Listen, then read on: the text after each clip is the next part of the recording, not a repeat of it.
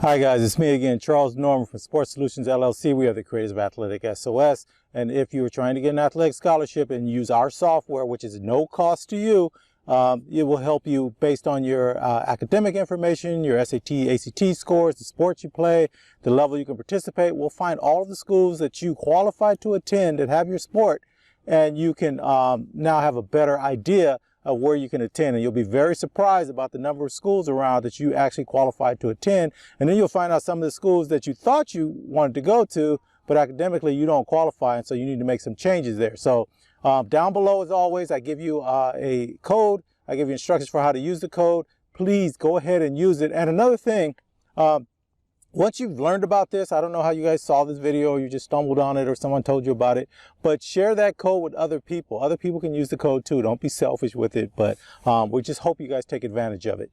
And so in this one, I want to talk about, we're sort of moving from the fall sports towards the winter sports.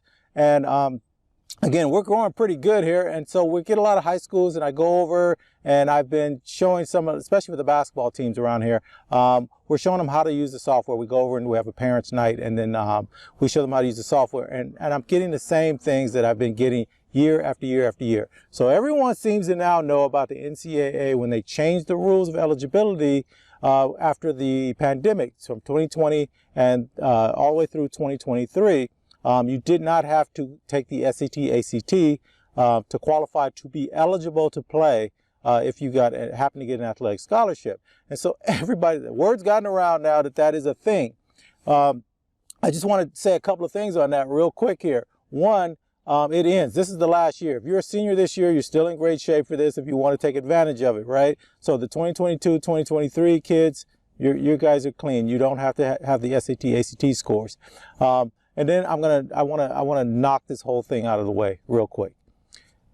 You do not want to be the person that is trying to take advantage of something like this temporary halt on being qualified for the SAT, ACT just to get the athletic scholarship. Yeah, it's good if you had messed up and you needed to catch up, but you don't want to get to the point where you had messed up initially. Don't be that person. Here's the other thing that's really critical on this, and I'm watching this happen over and over again just the last 2 years. The people found out about the SAT, ACT situation. They did not take it. They qualified to participate if given an athletic scholarship, but a lot of the colleges they wanted to go to did not waive the SAT, ACT requirement. They still needed it to get into the school. And that is where everybody kind of missed the message. These are two different things. Getting into the college and being eligible to play based on NCAA rules are two separate things. And you guys have to understand that. Now, a lot of times people got around it. Sometimes the colleges said, well, okay, we'll let you in the first year, but you're going to be on probation. And, you know, if you're that type of player, maybe you get away with that. But what if you're Division II, Division III level player? You're not going to get that same grace. And so on top of that, one of the things we talk about here at Sports Solutions and for AthleticSOS in particular, you don't want to be that person anyway. Don't be the person that's looking for the workaround to every situation, because you're going to take that all the way through life. And the worst part about this to me is I get this from the parents, not even from the kids. I get it from the parents. Oh, well, you know, you got to do what you got to do. Or I get the, well, you know, such and such and them, they do it. And these other groups of people do it. And they get away with it. We need to have something for ourselves. Let it go. You don't get, life's not fair. And the parents should know this more than anybody. I think people just kind of get frustrated. And these aren't bad people or bad parents. It's just sometimes you get frustrated. It feels like everybody else is catching a break. You're not catching that break. Yada, yada, yada. Whatever the reason is, you don't want to be that person. You definitely don't want your kid to be that person. And here, I'm going to tell you that in my opinion, the number one thing for you to be successful in life, in sports, in anything is your network of people around you. It's going to make the biggest difference. And now that I've started this business, and I admit, I worked a government job for a long time. And now this is the first time I've had my own business. And trust me, it's been eye-opening for me. And I appreciate what I have now. And I have both my kids helping me out. I mean, they have to do their own thing too, but they're helping me out in this because these are lessons that I was not teaching them that I should have been learning. Your network of people, the people that you hang out with, the people that you do business with, the people that you play sports with, the people that you do everything with, you need to choose more carefully. You want to be around people that are bringing some value to what you're trying to do. Now, you can have other people that you help out and you do things for. That's all great. But the people that you want to interact with on a daily basis are people that are bringing value to society, to the world, to maybe can bring value to what you're doing, but you need to bring value too. And anyone that accepts you in their group and you're not bringing any value per se, then you don't want to be in that group, right? You want to be the person that you got to be bringing something in to get into the group. And then that way you will put yourself in position to be of value. And I'm going to say this about, I'm going to throw little things for a business, things that I'm learning as I move forward. There are some people that skate through that bring absolutely no value that are around these really, really rich people. I'm around a lot of business people that have tons of money. And sometimes I'll sit in those rooms and I observe everything because I'm absorbing and I'm learning. There are people in that room that bring absolutely no value. I mean, as far as I'm concerned, they didn't bring anything in. Now, they'll do stuff and they'll help out and they'll do things around. But here's the difference. The people that bring value into the room are included in a different way than the people that don't bring value. So yeah, they can hang around, but they have to basically attach themselves to somebody in that room. And if that's somebody in the room, maybe their best friends or their relative or something like that, but they can't detach themselves and go off their own way because they don't have any of the other people that are in the network that are willing to go. And so here, let me explain kind of how this network thing works in business. So you could be in a room with a group of people and you guys are working on, like I have AthleticSOS, right? That gets me in the room sometimes. And so I'm in the room and people want to do things with youth sports. And so our software is really great for that. So that's how you get in the room. And then, but then they're doing stuff in real estate or they're doing stuff in some other areas, right? They're bringing products in. They've got all this cool stuff going on. And they'll say, hey, you know, it's really cool that we did this thing together. We got this other thing over here going on. Are you interested in it? And you could say, yeah, you know, I would be interested in that. You don't know exactly what's going on, but you're included in that. And then you could be in that group. And then another group will say, hey, you know, we're going to be doing this thing over here. Are you interested in that? That's a separate piece of the other big group.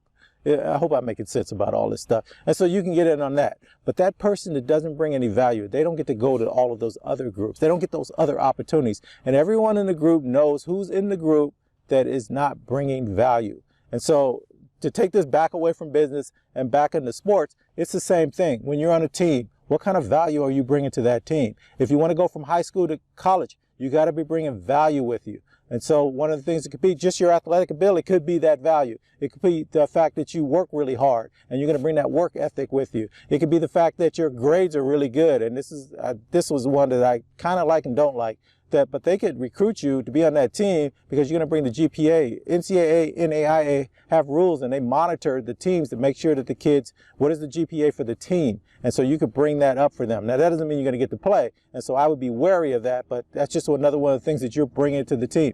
The fact that you are probably going to graduate, right? You're going to be able to handle the college load. And this is why that SAT, ACT thing to me is a big deal, because if you can do well on that, and you've got the grades, right? Your GPA and all that kind of stuff. That's a feeling for that college coaches. They're making a decision on who they're going to give the athletic scholarship to. They know that you can probably make it at the collegiate level academically. And that's going to be important. We want to bring somebody in, get them to understand our program, get them trained up, and they're going to be there for 4 years. That's what we're hoping for. Okay. And then the last thing, and I'm going to close this out with this one. I have seen year after year after year. We've been doing this. I think we're in our 5th or 6th year now. I've been watching kids with 3.5 GPAs and above, and I always talk about 3.5 is that magic number. And why is it a magic number? It's because if you play an equivalency sport, and I have another video on what equivalency sports are, they're going to give you a partial scholarship most likely. And so if you have a 3.5 and above, they may be able to get you some academic money to bridge that gap between what they can give you for athletics. They give you some more money for academics, and that may bridge the gap of what it costs to go to that school in totality anyway. And so that's why that 3.5 GPA is like the magic number for colleges. For colleges, because if you have that in high school, they said there's a better chance you can come to that school and be able to make it all the way through. Because if a school costs $30,000, $40,000, $50,000 a year to go to, I give you $12,000 in athletic scholarship money. How are you going to bridge that gap? And so those are the kind of things that you have to think about. But the other thing I was going to say with the 3.5, I have a lot of high school students with 3.8 GPAs or 3.5 and above. Let me just put it that way. And they still don't qualify to get an athletic scholarship because they didn't take the right courses in high school. So they've got this they've got this great GPA, but then you look at the courses they've taken some of the easy, they don't have enough of the core courses. So make sure you go and talk to your counselor at school and say, hey, listen, I want to play at the NCAA Division I level. That's the most requirements you're going to need for eligibility as far as your core courses in high school that you have to take. So go take those courses, and then you're covered for everything below that plus the NCAA Division I. I hope that makes sense for you guys also. So go do that. Make sure you're covered. Don't just look at what your GPA is. Look at the core courses you're taking so that you can get that. And the other thing I'm finding, and this a little bit disturbing me, I don't even know if I should bring this stuff. You know what, whatever. So the other thing is I see a lot of parents put their high school kids in some remedial type courses, right? That they have some learning disability type courses. And so you can get into, the NCAA will give you grace on that. So you get your GPA up. You say that you're taking these classes in high school because of a learning deficiency. And if it's legit, it's legit.